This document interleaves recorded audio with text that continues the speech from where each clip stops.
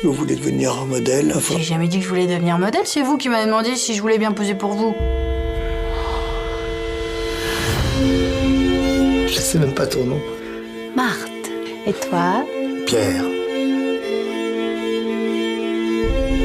Tu veux vivre avec moi?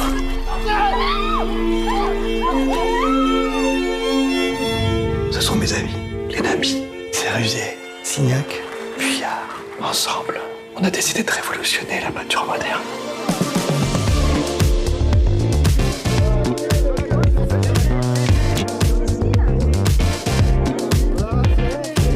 Bonnard, Pierre et Marthe, Cécile de France et Martin Provost.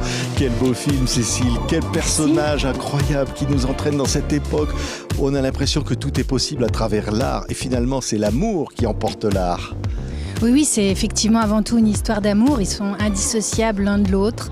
Elle est vraiment omniprésente. C'est vraiment le centre de l'œuvre de Pierre Bonnard. Elle est même, on peut dire, le déclencheur. Il y a un avant et un après.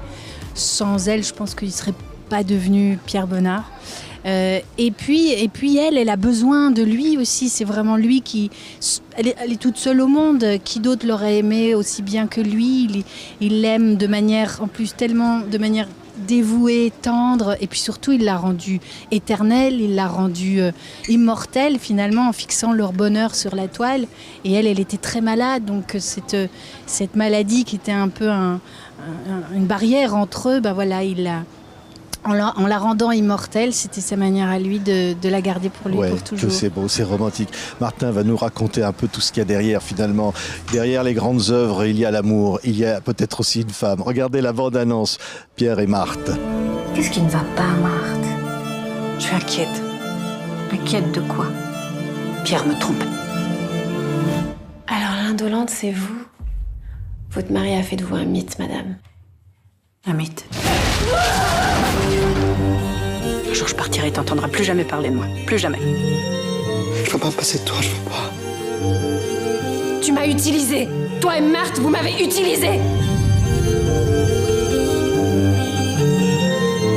Martin Provost, oui, c'est vrai que ce film nous parle de la création, de ce qu'il y a derrière, comme ça, quand un peintre ne peut pas s'empêcher, par amour peut-être, par désir, d'inventer, de créer. Oui, c'est un sujet, c'est pas la première fois que je le traite et c'est toujours, une espèce de fil que je continue à tisser, à chercher, à creuser pour peut-être mieux comprendre comment je fonctionne moi-même. Mais avec Pierre et Marthe, c'est sûr que là, il s'agissait avant tout d'un couple, ce que disait très justement Cécile tout à l'heure. Et c'est un couple qui va passer sa vie ensemble et passer sa vie à s'aimer, à se haïr aussi, à se tromper d'histoire d'amour et se retrouver. Et c'est un couple qui va générer une œuvre absolument monumentale, qui est l'œuvre de Pierre Bonnard, mais aussi... Oui. Avec une parenthèse enchantée qui est l'œuvre de Marthe Bonnard, qui s'est fait appeler là Marthe Solange, parce qu'il faut quand même savoir que c'était une grande affabulatrice et qu'elle a menti sur toute la ligne, sur son identité, sur sa famille, sur donc son nom, son âge. Elle l'a embobiné absolument complètement pour notre bonheur, pour le bonheur de Bonnard. C'est vrai. Et avec cette œuvre absolument magistrale où elle occupe quand même un tiers de l'œuvre, ce qui est très très rare. C'est ça, c'est le film. Dans l'histoire de l'art, la femme la plus peinte au monde. Derrière chaque œuvre, il n'a fait finalement que peindre par amour pour elle. Et elle-même est une artiste au fond et exprime sa liberté de femme, Cécile. Hein. Oui, voilà, elle a, au moment donné dans sa vie, elle a pas mal souffert et donc elle est allée chercher elle a, transcendé cette douleur en peignant. Et c'était pas quelqu'un qui voulait plaire ou qui était...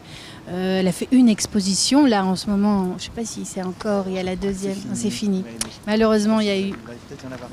Voilà, au Canet, il y avait une exposition de ses œuvres qui sont absolument bouleversantes. Et c'est ce monde très intimiste qui est en lien avec ses chiens, avec la nature. Et c'est pour moi une très très grande artiste. En voyant ses œuvres, j'étais subjuguée par son monde intérieur très riche et par la manière dont elle utilise la couleur. D'ailleurs, comme l'utilise Pierre Bonnard, c'est-à-dire dans une exaltation en utilisant la puissance de la couleur pour raconter les petites choses du quotidien aussi, et surtout le soleil, la chaleur, la nature qu'ils avaient tous les deux en commun comme passion. Oui, la passion, oui. Vincent McCain est absolument génial dans le personnage. Et c'est vrai que ce film, il y a un souffle romanesque, les images sont sublimes, on est dans une autre époque, dans un autre temps, où finalement la nature et l'art se mélangent, la vie se mélange à l'art, quelque part. Je sais pas... Oui, on a tourné dans un endroit magnifique, il se trouve que j'ai la chance d'y vivre, qui est une petite enclave à 1 heure de Paris, dans le Vexin, entre Véteuil, qui était l'endroit où Claude Monet s'est installé avant de s'installer à Giverny. John Mitchell avait sa maison juste au-dessus de la maison de John Mitchell, et la maison où on a tourné était juste en dessous de ces deux maisons. Donc on avait deux esprits là qui nous protégeaient, et c'est une région très belle que évidemment nous avons retravaillé avec les décors, on a nettoyé les îles, enfin on a fait beaucoup de choses, mais j'ai essayé de recréer surtout ce bonheur de vivre nu dans l'eau, de façon la toilette dans l'eau. C'était une époque où on allait en bateau, chez les uns, chez les autres. On amène la victuaille, d'ailleurs, elle fait envie sur le bateau. Oui, on mangeait, on buvait. Il y avait il y avait beaucoup de joie de vivre.